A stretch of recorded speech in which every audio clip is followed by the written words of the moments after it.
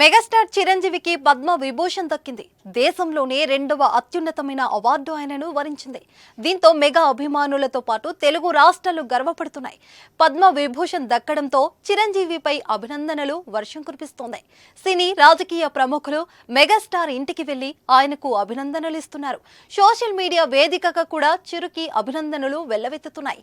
అయినా సరే అందరూ ఒక్క ఫ్యామిలీ స్పందన కోసం ఎదురు చూశారు. చిరంజీవికి పద్మ విభూషణ్ రావడంపై మంచు ఫ్యామిలీ ప్రత్యేకంగా మోహన్ బాబు ఎలా స్పందిస్తారని అందరూ ఎదురు చూశారు. గజం కేవలం 15,500 రూపాయలతో 150 గజాల భూమి కేవలం 23 లక్షలు మాత్రమే.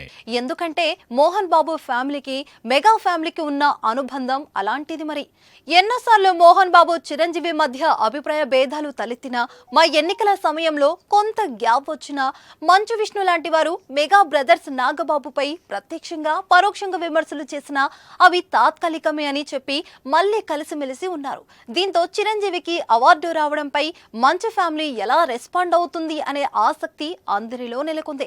అందరూ ఊహించినట్టుగానే చిరంజీవికి పద్మ విభూషణ్ దక్కడంపై మోహన్ బాబు తనదైన శైలిలో స్పందించారు. నా ప్రియమైన స్నేహితుడికి శుభాకాంక్షలు. ఈ పురస్కారానికి నువ్వు అన్ని విధాల అర్హుడివి. పద్మ విభూషణ్ అవార్డు పొందిన నిన్ను చూసి నేను ఎంతో గర్వపడుతున్నాను అని ట్విట్టర్లో రాసుకొచ్చారు. మంచు విష్ణు కూడా చిరంజీవికి ట్విట్టర్ వేదికగా అభినందనలు తెలిపారు. నిద్ర లేవగానే శుభవార్త విన్నాను. చాలా సంతోషంగా అనిపించింది.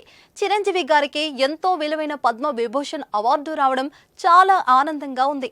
మన తెలుగు చిత్రసీమకు ఈ అవార్డు గర్వకారణమని మంచు విష్ణు ట్వీట్ చేశారు. ఇక వీరి స్పందన చూసి నెటిజన్లు ఫుల్ ఖుషి అవుతున్నారు.